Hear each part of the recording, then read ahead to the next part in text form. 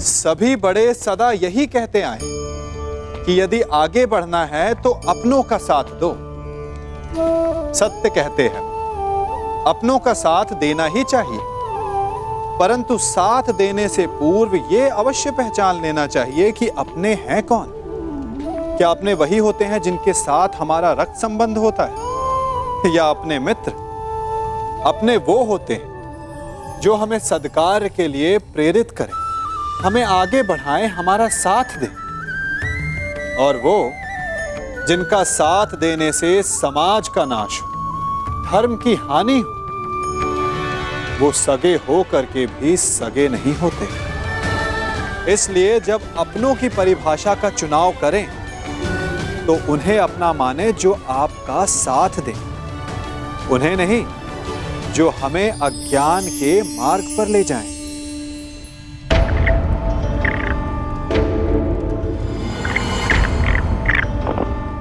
अपने खेल पर ध्यान रखो दुर्योधन, नहीं तो तुम मुझे परास्त नहीं कर पाओगे। क्षमा कीजिए महाश्री, आपके इस चौसर में आपके जितना कौशल नहीं है मेरा, और खेल में मेरा ध्यान नहीं लग रहा है, क्योंकि मुझे समझ में ही नहीं आ रहा है कि आपने ऐसा किया क्यों। मैं पांडवों के समक्ष प्रस्ताव ले जाने के विरुद्ध था, आपने मुझे बाध्य किया। क्यों? आप पांडवों का विनाश नहीं चाहते? आप बदल गए क्या? क्यों आपने पिताश्री को शांति प्रस्ताव ले जाने के लिए मनाया? तुम्हें क्या लगता है दुर्योधन, क्या यह शांति प्रस्ताव युद्ध को रोक पाएगा? कदापि नहीं। अब यह युद्ध होकर रहेगा, इस युद्ध को कोई नहीं रोक सकता। अरे तो फिर संजय और विदुर को शांति प्रस्ताव लेकर क्यों भिजवाया आपने? प्रयास क्यों ना बताइए ना। बताता हूं। समझो दुर्योधन, जिस प्रकार हम दूत भेजेंगे उसी प्रकार वहां से भी उन्हें दूत भेजना होगा ना। तुम्हें क्या लगता है कौन आएगा दूत बन के पांडवों की तरफ से? कौन आएगा? वही जो दर्शाता तो यही कि उसका किसी भी निजी प्रकरण से कोई संबंध नहीं, परंतु जो हर प्रकरण में बीच में घुस आता है, जो मेरे हर छल को अपनी बुद्धि के बल से असफल कर देता है, वो जिसकी मनोहर बातों का वो गुरु द्रोणाचार्य के चक्रव्यूह से भी अधिक शक्तिशाली है, वो जो हस्तिनापुर के सिंहासन पर तुम्हें नहीं उन पांडवों को बिठाना चाहता है। वही छलिया, वही वासुदेव कृष्ण। ये तो उसमें हंसने वाली क्या बात है? उसका क्या? बताता हूं।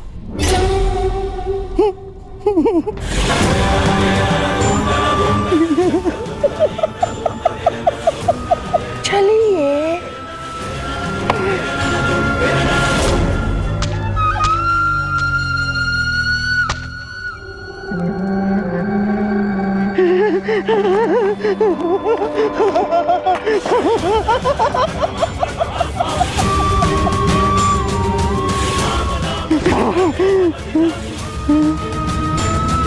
कृष्ण यहाँ आएगा तो अवश्य, परंतु जा नहीं पाएगा।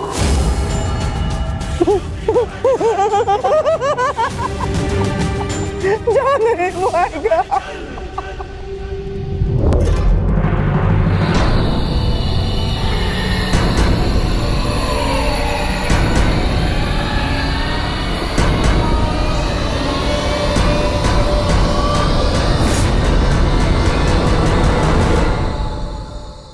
आपका क्या मत है वासुदेव? मैं इस प्रकरण में सम्मिलित ही नहीं हूं संजय महोदय, इसलिए इसका निर्णय भी युधिष्ठिर और दुर्योधन पर निर्भर करता है।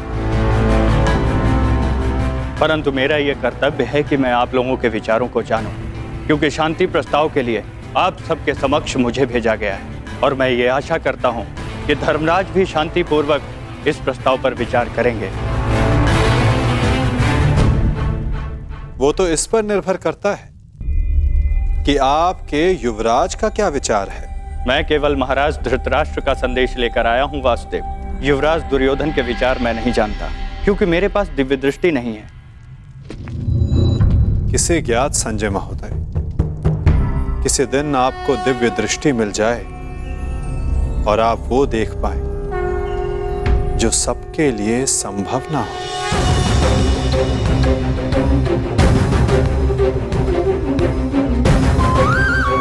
धर्मराज, आपके समक्ष हस्तिनापुर से शांति प्रस्ताव आया है। क्या विचार है आपका?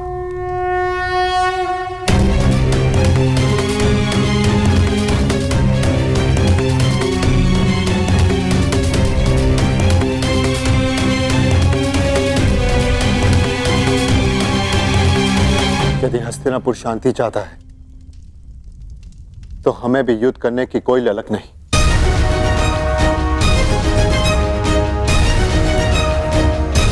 जब पितामह ने पहल की तो उनके निर्णय का मैं सम्मान करूंगा,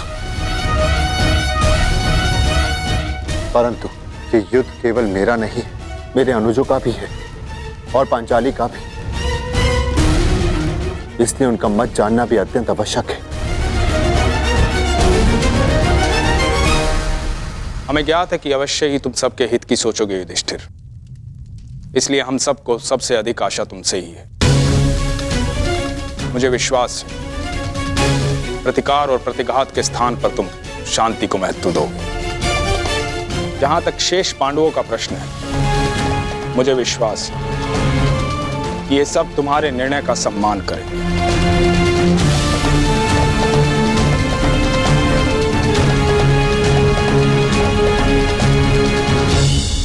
विचार विमर्श करके उत्तर दे धर्मराज।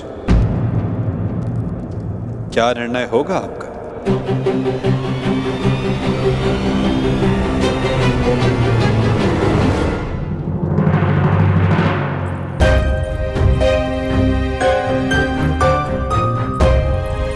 वृषसेन। अरे लक्ष्मणा, कैसी हो? मैं ठीक हूँ, परंतु तुम्हें यहाँ देख के आश्चर्य हुआ। तुम यहाँ कैसे? वो मैं शाम से मिलने आया था। हाँ, परंतु कुमार शाम से पहले मैं तुमसे मिलना चाहती थी। परंतु क्यों? क्योंकि अब केवल तुम ही अपने मित्र को इतनी बड़ी भूल करने से रोक सकते हो। सांब युद्ध में न केवल अपने पिता के विरुद्ध खड़े हो रहे हैं, अपितु वो स्वयं हस्तिनापुर की ओर से नारायणी सेना का नेतृत्व कर रहे हैं। परंतु अभी भी कुछ नहीं बिगड़ा है वृषसेन। सांब तुम्हारा मित्र है, उसे समझाओ, वो तुम्हारी बात कभी नहीं टालेगा। क्षमा चाहता हूँ लक्ष्मणा। देखो, मैंने सदैव मित्र बनकर तुम्हारी सहायता की है, तुम्हारा पक्ष लिया है, परंतु आज मैं सांब का पक्ष लूंगा। वृषसेन? हाँ लक्ष्मणा, मैं ये बहुत पहले ही निर्णय ले चुका हूं कि सांब जिस भी पक्ष में होगा, मैं सदैव उसी का साथ दूंगा।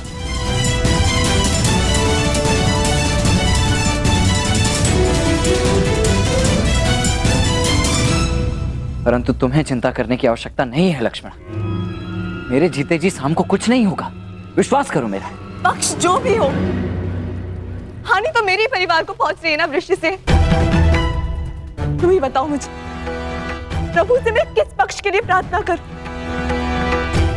दोनों ही पक्षों में मेरा ही परिवार लड़ रहा है। मैं क्या करूं वृषसेन? तुम्हारे इस प्रश्न का उत्तर मेरे पास नहीं है लक्ष्मणा। मैं तो ये भी नहीं कह सकता कि मैं तुम्हारी इस असमंजस से भरी परिस्थिति को समझ सकता हूं। तुम इस युद्ध में भाग क्यों ले रहे हो वृषसेन? तुम्हारा तो पांडवों से कोई संबंध नहीं है, तो तुम अपने पिता के साथ इस युद्ध में क्यों भाग ले रहे हो? केवल इसीलिए लक्ष्मणा, क्योंकि सांब कौरवों के पक्ष में, और इससे अधिक मेरे लिए कुछ महत्वपूर्ण नहीं। वृषसेन, तुम्हें भान है तुम कितनी बड़ी भूल कर रहे हो? नहीं भान है तुम्हें। यदि भान होता तो इस युद्ध में भाग लेने के बजाय उसे रोकने का प्रयत्न कर रहे होते तुम। मैं तुम्हारे समक्ष बहुत सी उम्मीदें लेकर आई थी वृषसेन, परंतु प्रतीत होता है ये मेरी भूल थी। अपना ख्याल रखना ऋषि से।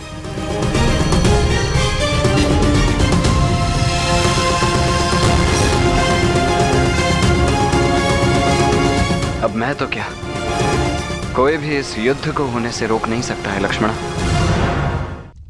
तुम्हारा अपमान मुझे स्मरण है पांचाली, परंतु इस महायुद्ध में केवल महाविनाश होगा। दोषियों को दंड अवश्य मिलेगा, परंतु सहस्त्रों लाखों निर्दोषों के प्राण भी जाएंगे। न जाने कितने परिवार बिखर जाएंगे पांचाली, कितने परिवार। और न्याय का क्या धर्मराज? ये युद्ध न्याय का है और आपकी ली हुई प्रतिज्ञा का क्या? अरे भीम, मैं कुछ नहीं भूला हूं पांचाली, ना ही तुम्हारे अपमान को, ना ही मेरी प्रतिज्ञा को। और जहां तक बात है इस शांति प्रस्ताव की, तो मैं इससे बिल्कुल सहमत नहीं। परंतु पांचाली, हम सब तुम्हारा मत जानना चाहते हैं, क्योंकि यह प्रस्ताव स्वयं पितामह और महाराज के द्वारा भेजा गया है और इसे ऐसे ही ठुकराया भी नहीं जा सकता। आप भूल रहे हैं वृकोदर, उस सभा में श्रद्धेय पितामह और महाराज धृतराष्ट्र भी उपस्थित थे और वो भी मेरा अपमान होने से नहीं रोक पाए थे। मुझे लगा था कि वनवास पूर्ण होने के पश्चात हम सबके जीवन का एक ही उद्देश्य है, कौरवों का विनाश।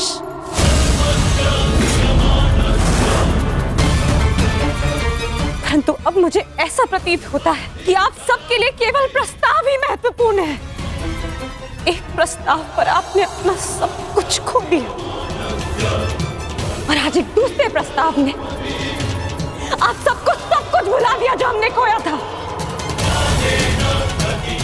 क्या एक शांति प्रस्ताव कौरवों के दिए गए वर्षों पुराने घावों को भर सकता है? आप सबके दिए गए वचनों को भुला सकता है? यज्ञसेन, यदि तुम चाहो तो इस संधि को ठुकरा सकती हो। तुम्हें इसका पूर्ण अधिकार है, परंतु इसके पहले कोई भी निर्णय लेने से पूर्व मैं सखा वासुदेव से वार्तालाप करना चाहती हूँ।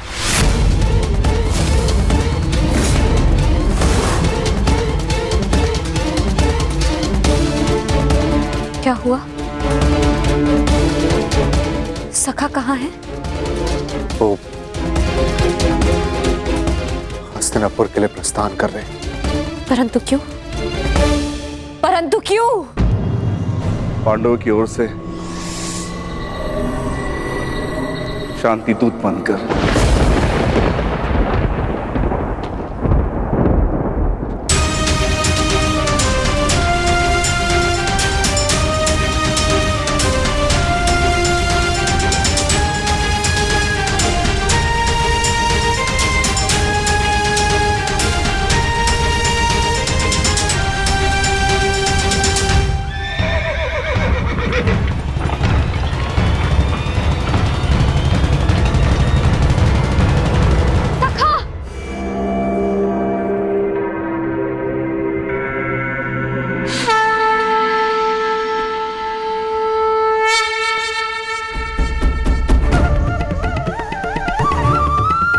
क्रोधित हो अपने सखा से?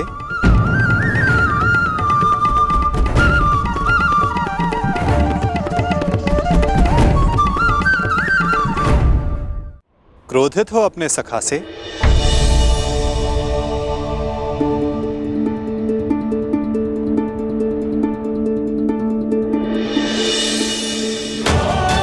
मुझे लगा प्रस्थान कर गए। भला अपनी सखी से मिले बिना मैं प्रस्थान करने की सोच भी कैसे सकता हूं? जानता हूं तुम्हारे मन में बहुत प्रश्न हैं, तुम्हें व्याकुल कर रहे हैं। जो कुछ भी तुम्हारे हृदय में है कह सकते हो। मैं वचन देता हूं तुम्हारे हर प्रश्न का उत्तर देगा ये सखा। ठीक है, तो बताइए कहां जा रहे थे आप? हस्तिनापुर, पांडवों के शांति दूत बनकर? अपनी सखी का अपमान भूल गए आप सखा। अपमान करने वालों के समक्ष संधि का प्रस्ताव लेकर जा रहे हैं आप। मुझे आपसे ये आशा नहीं थी सखा। आप उन दोषियों से गले मिलने को तत्पर हो गए जिन्होंने मेरे... क्या यही आपका न्याय है सखा कि आप मेरा मत जाने बिना ही जा रहे थे?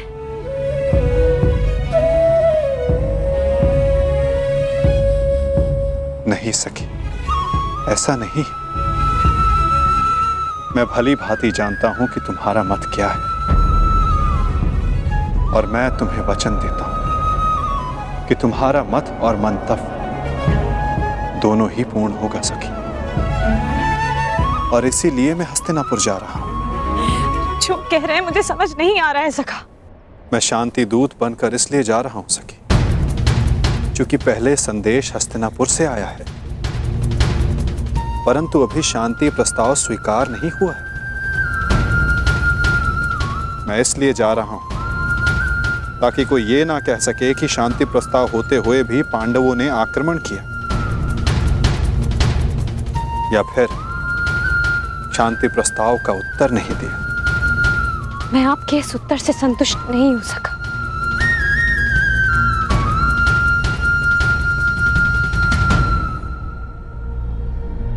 सखी, मैंने तुम्हें यह कहा था कि मैं तुम्हारे प्रश्नों का उत्तर दूंगा, परंतु संतुष्ट होना या ना होना ये तुम पर निर्भर करता है सखी। अब मुझे हस्तिनापुर जाने की आज्ञा दो।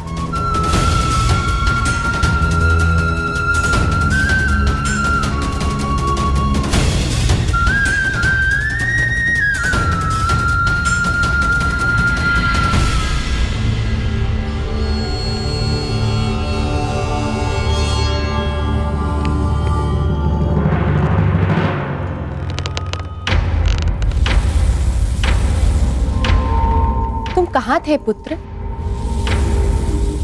द्वारका। परंतु क्यों?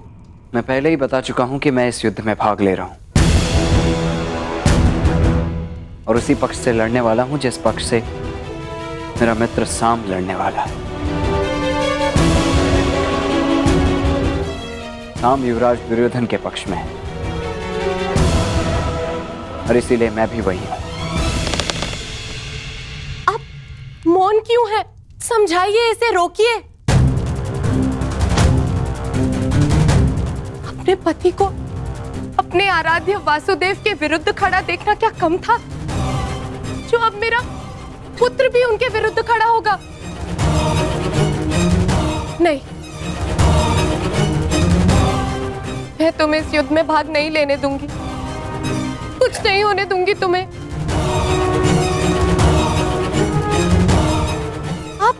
इसे रोकिए, समझाइए। श्री कृष्ण के विरुद्ध युद्ध में खड़े होने का अर्थ है केवल सर्वनाश, और ये अपने पिता की आज्ञा के विरुद्ध जाकर इस युद्ध में भाग नहीं ले सकता है।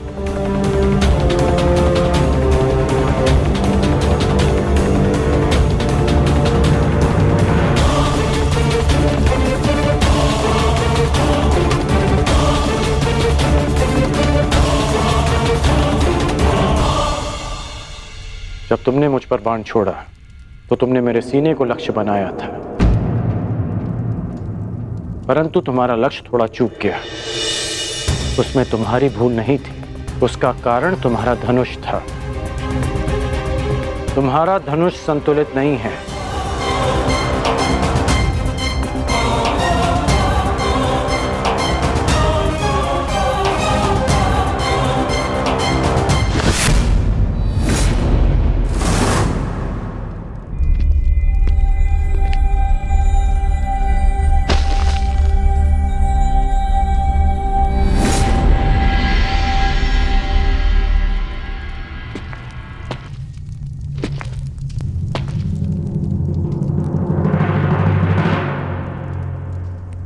ये बिल्कुल संतुलित धनुष है, जिसे मैंने अपने हाथों से बनाया है, जो तुम्हें इसी का प्रयोग करना है। लक्ष्य कभी नहीं चूकेगा।